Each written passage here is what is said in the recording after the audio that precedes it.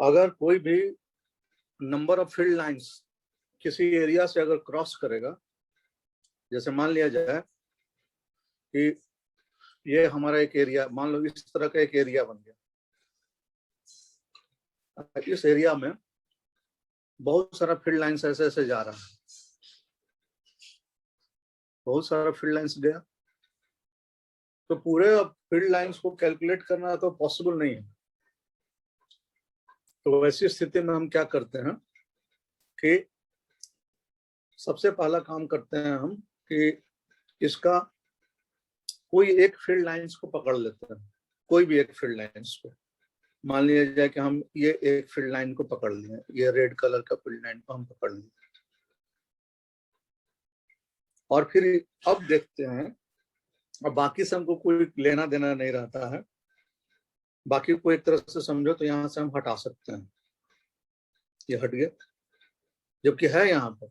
लेकिन फिजिक्स बोलता है कि आप ज्यादा मत सोचिए, जितना सोचना है उतना ही सोचिए, ताकि आपको कैलकुलेशन करने में ये है। अब इसका हम सबसे पहले देखेंगे कि इसका ए वेक्टर कैसे आएगा। तो पीछे के क्लास में हम बात करते समय बताए थे कि ए वेक्टर जो होता है वो आंख के तरफ में निकलता है, सामने में बताए थे। तो अभी मान लिया जाए कि ये एरिया, इतना बड़ा एरिया होगा इसका, अगर ये इतना बड़ा एरिया को अगर हम ले लेते हैं,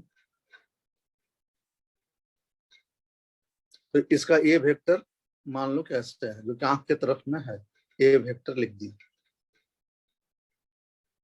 तो हमको ए और बी दो वर्ड याद रखना है। तो स्टार्ट होता है कोई अल्फाबेट ए से और तुरंत उसके बाद आता है बी। इसके बीच का हमको एंगल देखना है, इसके बीच में किस तरह का एंगल बन रहा है। और उसके बाद ये जो बी है, बी का हमको दो कंपोनेंट निकालना है, एक ऐसे और एक ए के तरफ में। तो हॉरिजॉन्टल लाइन पे जब हम निकालेंगे तो यहाँ आ जाएगा कितना, बी कॉस 90 माइनस थीटा, तो बराबर कितना हो जाएगा, बी साइन थीटा। क्योंकि ये पूरा 90 डिग्री है, ये पूरा 90 डिग्री है, तो बचा हुआ जो एंगल होगा वो ये एंगल कितना होगा, 90 माइनस थीटा होगा। तो बी कॉस 90 माइनस थीटा बराबर बी साइन थीटा। ए की तरफ में अगर हम उसका कंपोनेंट निकालेंगे तो हो जाएगा बी कॉस थीटा। यहां तक किसी को कोई डाउट है? हाँ बोलो। No sir. No sir. वो ए की तरफ में जो जा रहा है बी कॉस थीटा, उसका हम लोग को स्केलर प्रोडक्ट लेना है। किस चीज के लिए? क्योंकि फील्ड लाइंस जो होगा, फील्ड लाइंस जब मूव करेगा तो पहला चीज जो प्रोड्यूस करेगा वो प्रोड्यूस करेगा मैग्नेटिक फ्लक्स। जैसे इलेक्ट्रिक चार्ज जब मूव करता था तो वो पहले प्रोड्यूस करता था इलेक्ट्रिक फ्लक्स। उसी तरह से अगर मैग्नेटिक फील्ड लाइंस मूव करेगा, गॉसेस थ्योरम में हम लोग पढ़े थे उस चीज को, उसी तरह से मैग्नेटिक फील्ड लाइंस यदि मूव करेगा तो वो प्रोड्यूस करेगा मैग्नेटिक फ्लक्स। तो मैग्नेटिक फ्लक्स का हम लोग को डिफिनेशन लेना है।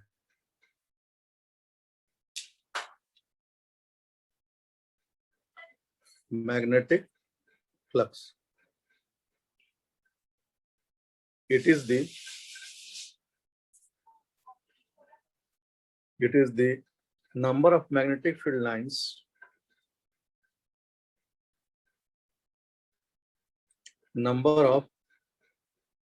लिखो,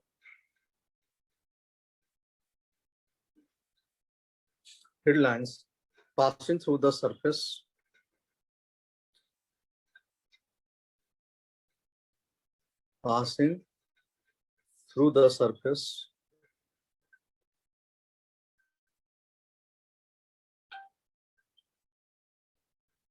एक वर्ड डालना पड़ेगा उसमें।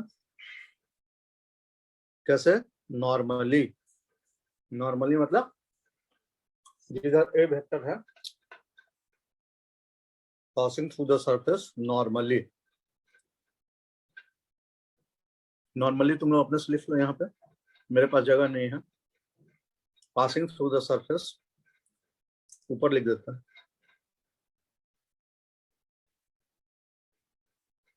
ये नॉर्मली हो गया, ये वाला नॉर्मली। उसके आगे लिखेंगे हम लोग, उसको हटा रहे हैं।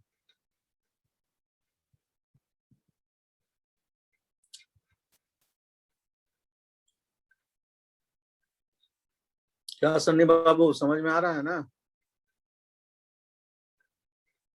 Yes sir. It is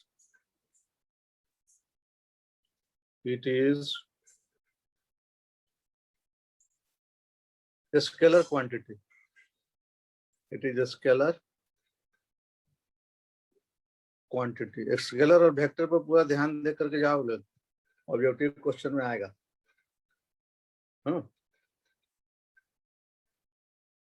its unit is SI unit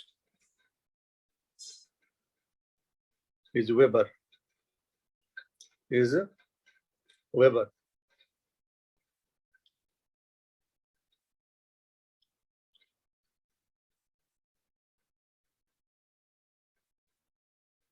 Mathematically,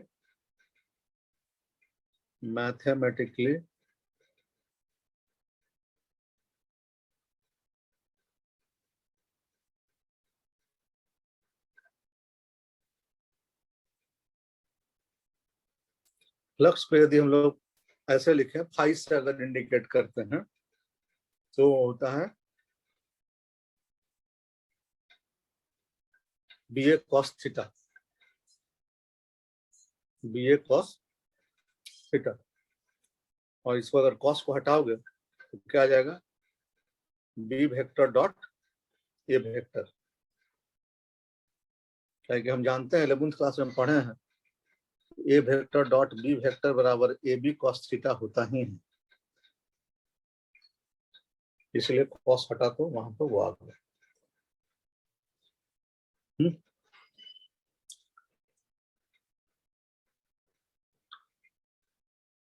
ठीक है। यह नॉर्मल वर्ड बहुत सारे लोग भूल जाता है लोग लिखना, इसलिए ये बात को जरूर ध्यान में रखना लो कि जो मैग्नेटिक फील्ड जो होगा वो हमेशा नॉर्मल टू द सरफेस होना चाहिए। उसका कंपोनेंट जो भी होगा वो नॉर्मल टू द सरफेस।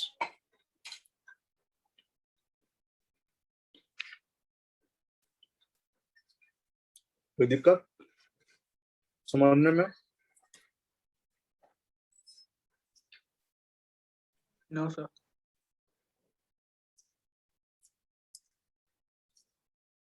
अब हम लोग पहले फैराडे के एक्सपेरिमेंट समझेंगे। अब फैराडे के एक्सपेरिमेंट समझने के बाद फैराडे का लॉ निकालेंगे। पहले एक्सपेरिमेंट, उसके बाद फिर लॉ।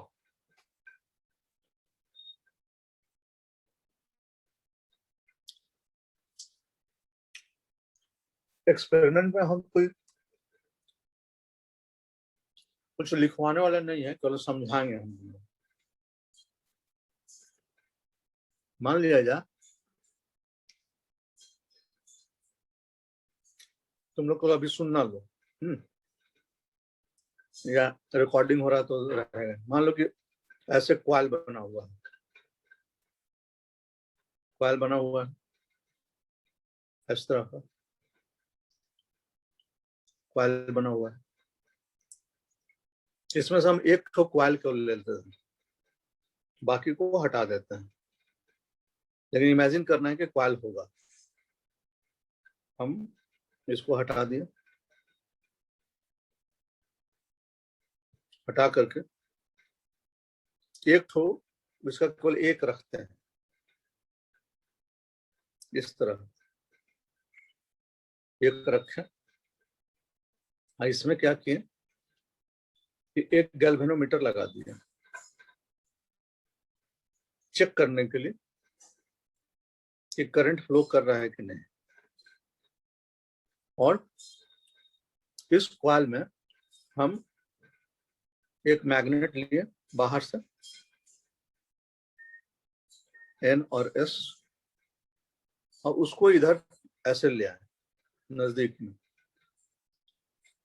यहाँ किसके नजदीक में? इस कॉइल के नजदीक में। रेड कलर का कॉइल है ना,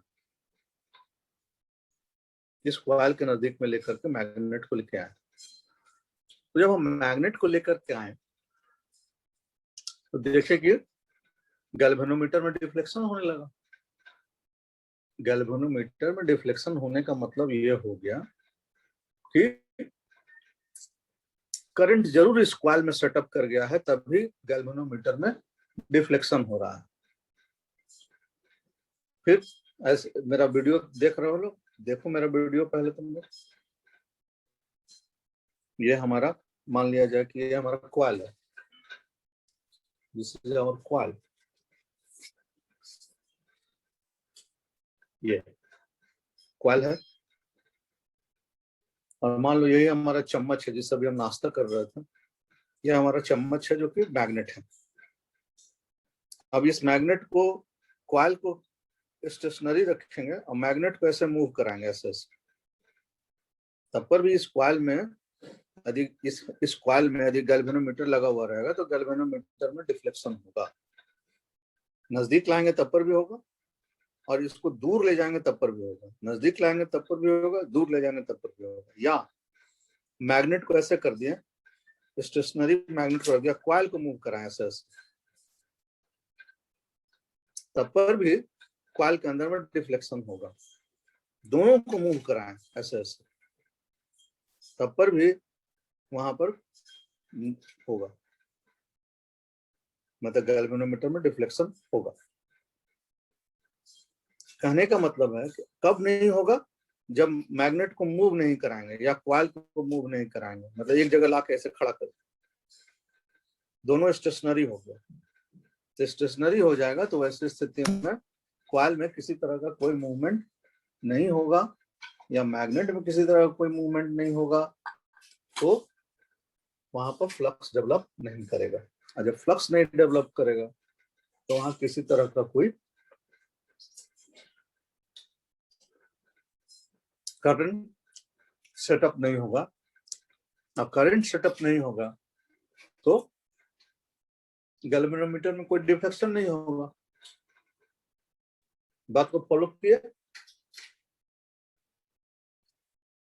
यस। कब कब गैल्वेनोमीटर में डिफ्लेक्शन होगा? अगर हम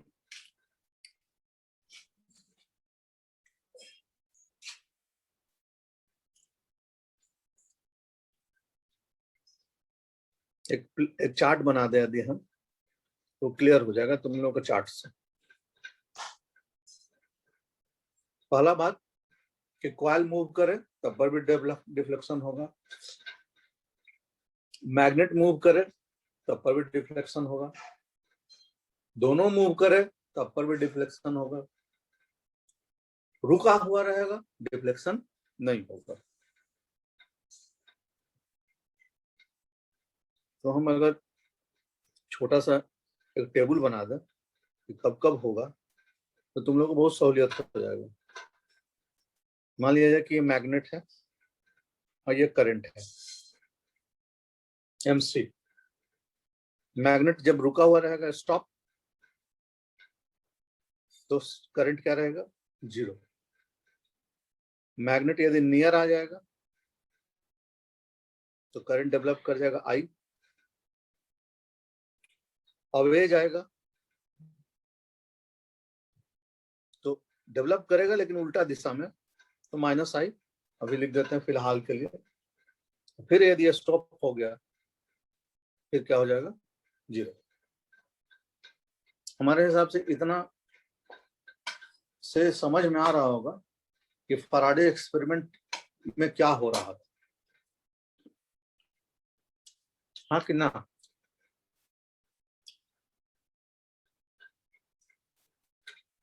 हाँ कि ना? Yes sir. तो ये सब जब फराडे साहब ने एक्सपेरिमेंट कर लिया तो उन्होंने लॉ बनाया फराडेज लॉ के नाम से, जो नए सिलेबस में हम लोग को पढ़ना है।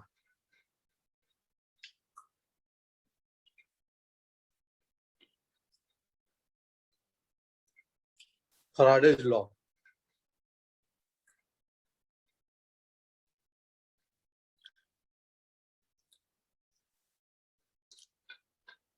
Faraday's law of electromagnetic induction.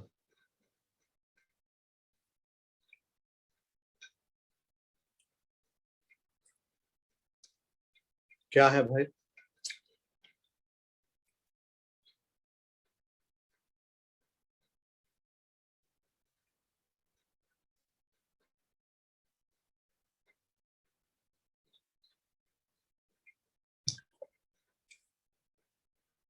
whenever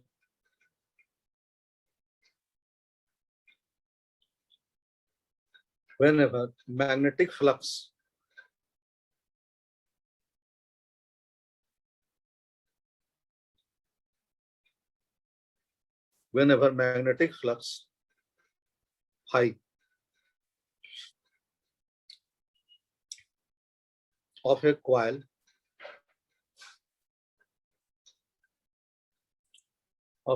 changes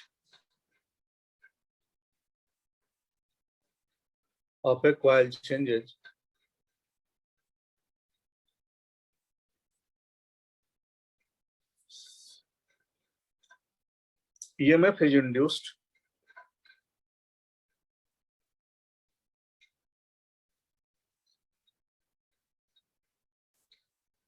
is induced provided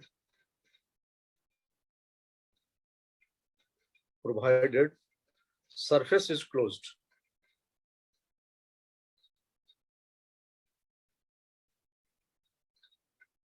Surface is closed and current flows. Gauss's theorem याद आ रहा है? गॉसेस थ्योरम याद आ रहा है? Yes sir. गॉसेस थ्योरम में चार्ज, वहां पर इलेक्ट्रिक फ्लक्स डेवलप कराने के लिए चार्ज को हमेशा क्लोज सरफेस के अंदर ही रखा जाता था।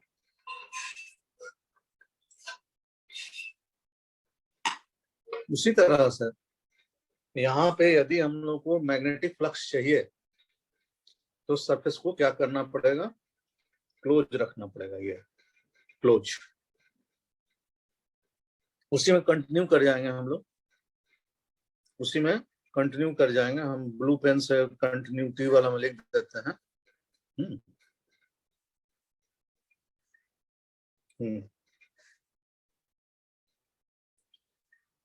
induced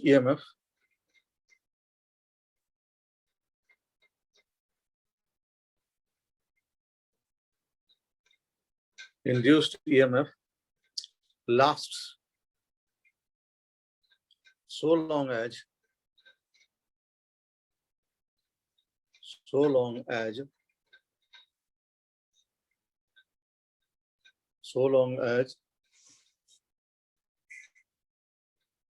there is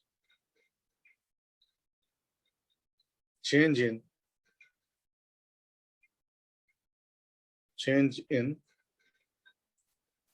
magnetic flux.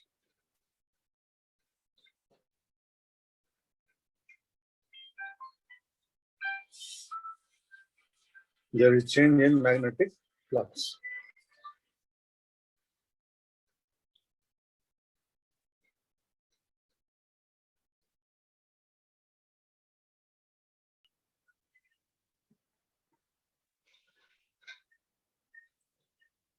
Second law है Faraday second law, the magnitude of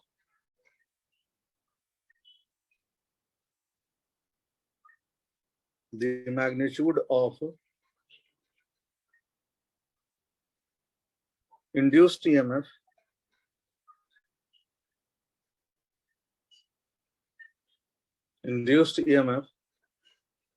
is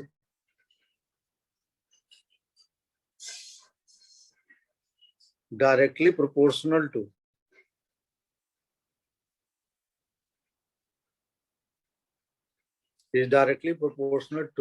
rate of change of magnetic flux.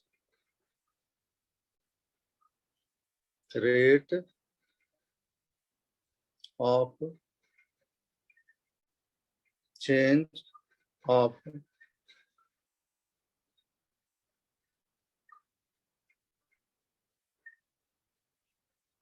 magnetic flux, rate of change of magnetic flux of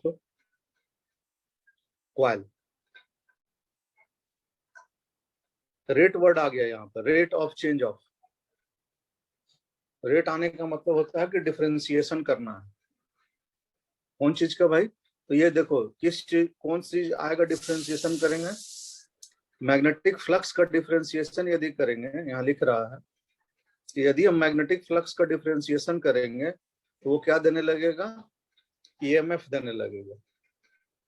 तो mathematically यदि लिखेंगे तो हम ये ऐसे लिखेंगे, E is equal to D by D T phi.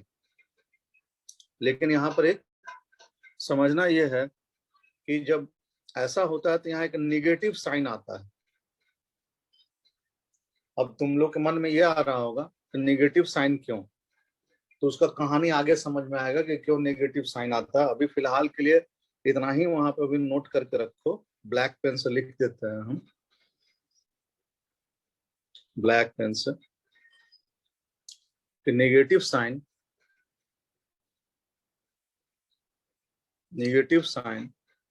because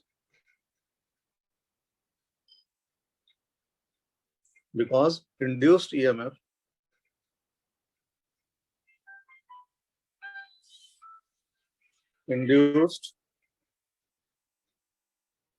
EMF opposes any change in magnetic flux,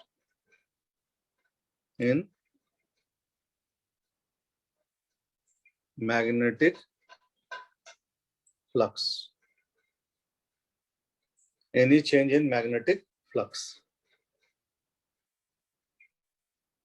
किसी तरह का कोई चेंज वो नहीं चाहता है।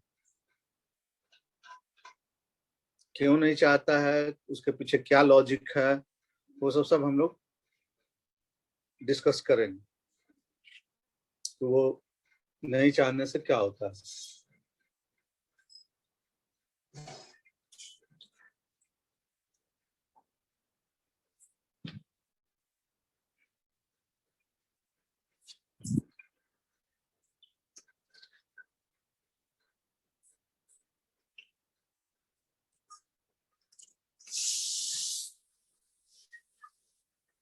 समझ गए बात को? अब ये क्यों ऐसा होता है कि निगेटिव साइन क्यों आ जाता है और क्यों वो किसी भी चेंज को अपोज करता है, तो उसके लिए हम लोग पहले लेंजेज लॉ को समझेंगे। जब लेंजेज लॉ समझ जाएंगे तो ऑटोमेटिक माइनस साइन भी समझ में आ जाएगा।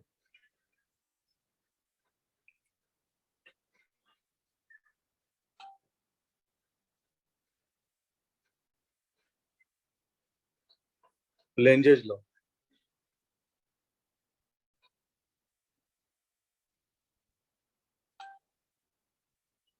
लेंजेज लॉ, लेंजेज लॉ को पहले हिंदी में समझेंगे। हम इसके लिए एक स्लोगन बनाए हुए हैं कि आते हो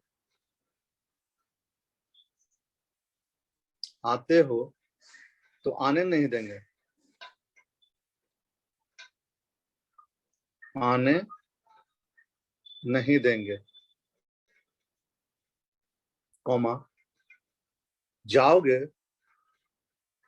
जाओगे तो जाने नहीं देंगे।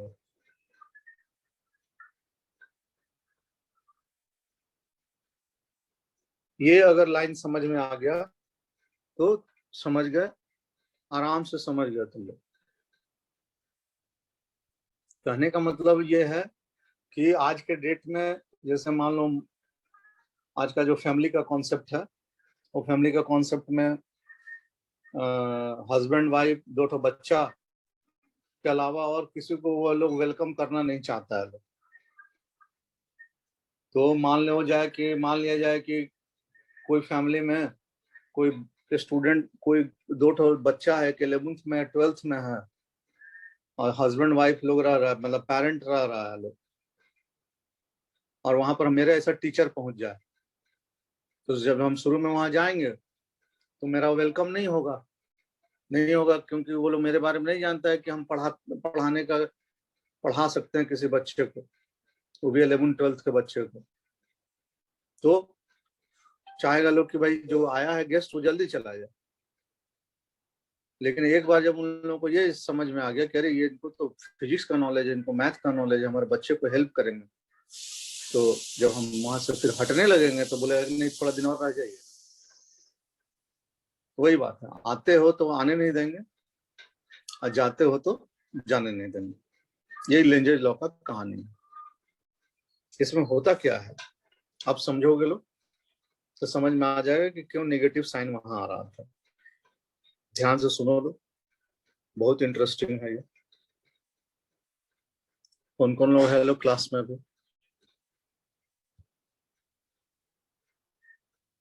प्रज्ञा बाहर खड़ी है, मात्र आयुष, रौनिक, वैष्णवी, बाकी लोग क्लासरूम से बाहर गायब है। लोग लॉग इन नहीं कर पा रहा होगा ना, क्या किया जा सकता है? पुराना डायग्राम। हाँ, अरे क्या बोलेंगे, मेरा तो 2 दिन से मेरा नेटवर्क नहीं था, जिसके चलते हम पढ़ा नहीं पा रहे थे। अब वैष्णवी परेशान थी, बोल रही कि सर हम लॉग इन करके बैठे हुए हैं, कोई आ नहीं रहा है सर। भाई नहीं हो पा रहा है तो क्या करें।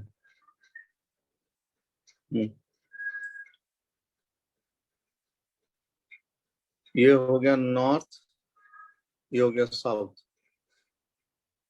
अगर नॉर्थ पोल को नजदीक लेकर के आओगे तो लेंजेज लॉ के हिसाब से, मेरे हिसाब से नहीं, लेंजेज लॉ के हिसाब से इस क्वाइल में, कौन सा क्वाइल, ये वाला ब्लू कलर वाला क्वाइल, ये ब्लू यहां से यहां तक का जो कलर क्वाइल है, इसके अंदर में नॉर्थ पोल क्रिएट हो जाएगा लाइक दिस।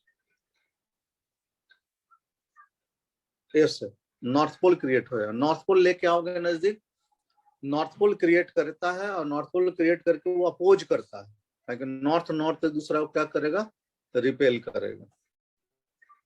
तो यहाँ पर नॉर्थ पोल जब क्रिएट होगा तो तुम अलग से यदि एन लिखोगे खूब सुंदर सुंदर, तो ऐसे एन लिख के यहाँ एरो दो, यहाँ लिख के एन को ऐसे एरो दो, तो देखो उसके बाद करंट कैसे जा रहा है, ऐसे जा रहा है। करंट कैसे जा रहा है, इस तरह से जा रहा है, मतलब ये करंट जो है एन के डायरेक्शन में, एंटी क्लॉकवाइज डायरेक्शन में जाएगा, एंटी क्लॉक। मतलब क्वाइल के अंदर में जो गैल्वेनोमीटर डिफ्लेक्शन देगा वो एंटी क्लॉक करंट को मूव करने के कारण उसके अंदर में, क्वाइल के अंदर में डिफ्लेक्शन होगा। ठीक है। अब यदि तुम नॉर्थ पोल को दूर लेकर के जाओगे, तो ये गैल्वेनोमीटर हो गया, ये क्वाइल हो गया। अब ये तुम मैग्नेट को दूर लेके जा रहे हो, नॉर्थ है, साउथ है, अब ये दूर लेके गए। जब तुम दूर लेकर के जाने लगोगे तो लेंजेज लॉ कहता है कि वैसी स्थिति में यहाँ पर साउथ पोल बनने लगेगा। Like this. इसको बाहर बना के देखो, तो एस से और एस मतलब क्लॉकवाइज।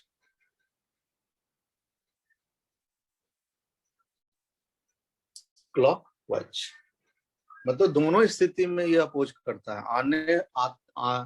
आना आते हो तो आने नहीं देंगे, मतलब नॉर्थ पोल लेके आओगे तो नॉर्थ पोल क्रिएट कर देंगे। जाते हो तो जाने नहीं देंगे, जब तुम जाने लगोगे तो वहां साउथ पोल क्रिएट कर देंगे। अब जब क्रिएट होगा वो पता कैसे चलेगा? पता चलता है जब गैल्वेनोमीटर के अंदर में डिफ्लेक्शन होता है। पहला बार जिस डायरेक्शन में डिफ्लेक्शन होगा क्लॉकवाइज, एंटी क्लॉकवाइज, तो दूसरा बार क्लॉकवाइज उसके अंदर में डिफ्लेक्शन होने लगेगा।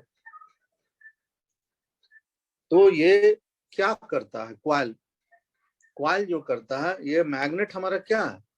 मैग्नेट हमारा कॉज है। कॉज है ये। अगर मैग्नेट नहीं रहता, जैसे बांस नहीं रहता तो बांसुरी नहीं बजता बनता। बोला जाता है ना बांस रही ना बांसुरी बजी। बांस रहा तब तो बांसुरी बजा, और जब बांसुरी बजा तब तो वातावरण क्रिएट किया संगीत का। लॉर्ड कृष्ण हुए। तो उसी तरह से अगर मैग्नेट ना होता तो मैग्नेटिक फ्लक्स नहीं डेवलप करता। अगर मैग्नेटिक फ्लक्स डेवलप नहीं करता तो वहां ईएमएफ डेवलप नहीं होता। अगर ईएमएफ नहीं डेवलप होता तो वहां पर करंट सेटअप नहीं होता। तो कॉज क्या हो गया? कॉज हो गया मैग्नेट।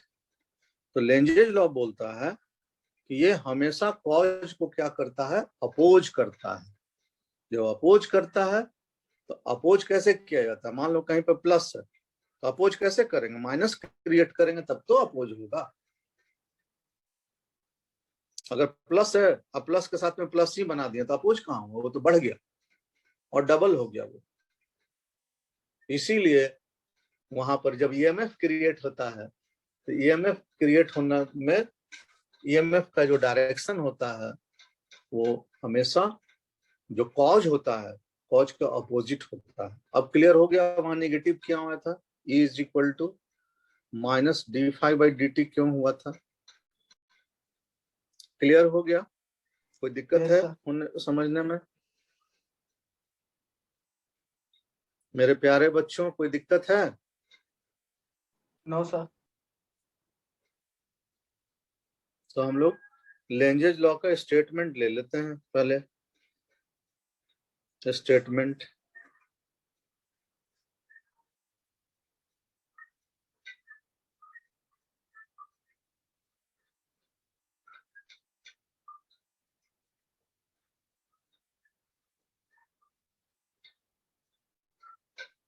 स्टेटमेंट में according to Lenge's law,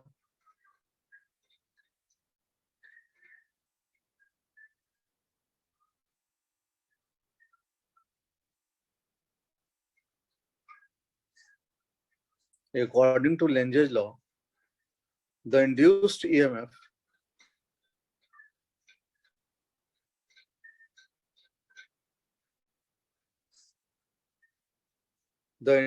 EMF will appear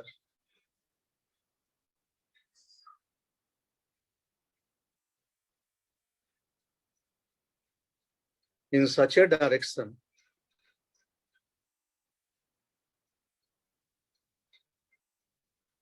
in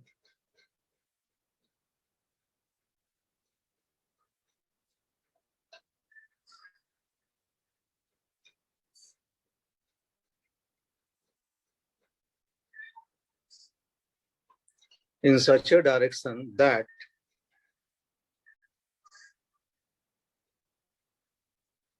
it opposes the cause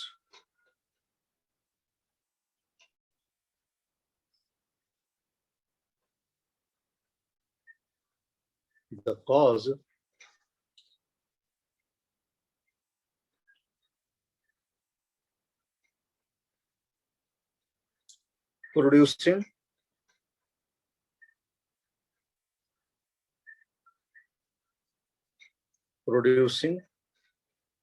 magnetic flux.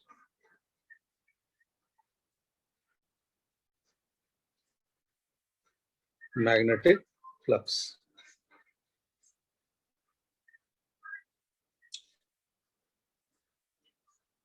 Para change.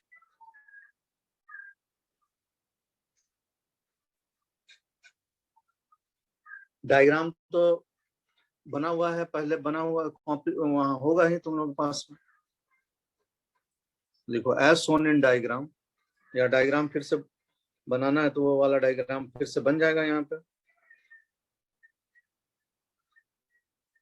ये वाला डायग्राम फिर से बन जाएगा इस तरह का।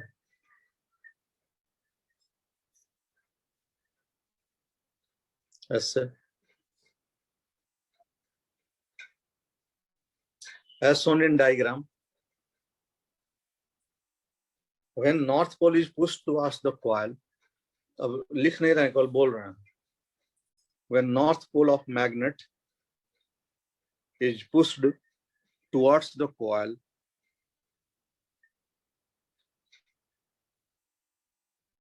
induced current will oppose the push. Induced current will oppose the push by forming north pole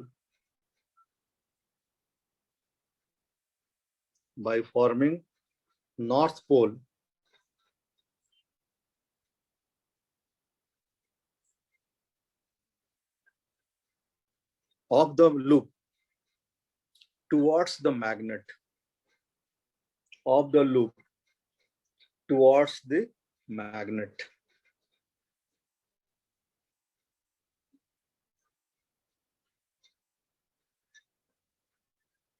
And direction of current is anti-clockwise. And direction of current is anti-clockwise. Para change. If magnet is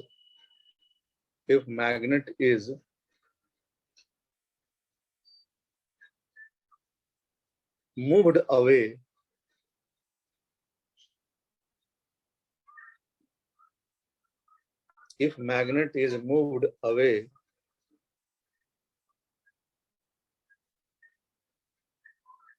from loop,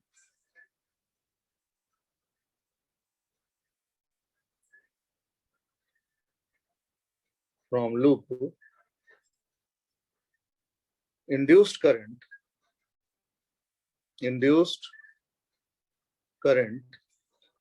will again oppose the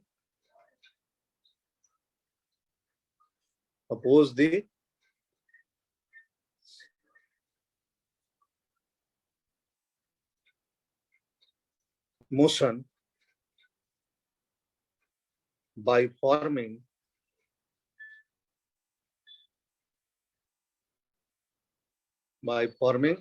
south pole,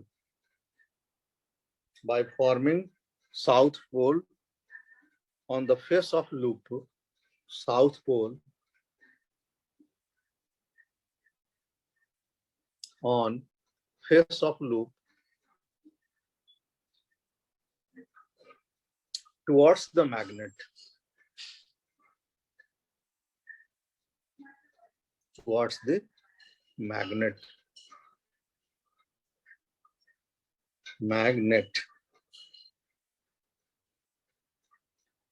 and the direction of induced current is clockwise. ऐसे is clockwise.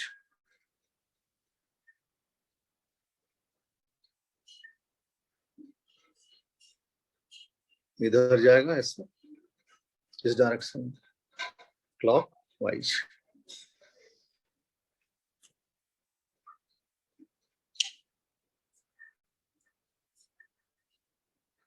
So this was the introduction to the chapter electromagnetic induction, जिसमें बताया गया है कि Faraday साहब ने क्या experiment किया, उससे क्या रूल निकला, क्यों नेगेटिव होता है और वो क्या। कल के क्लास में अब इससे आगे का पढ़ाई हम लोग करेंगे। आज की पढ़ाई बस इतनी ही, और हम लोग लॉग आउट करेंगे सब कोई।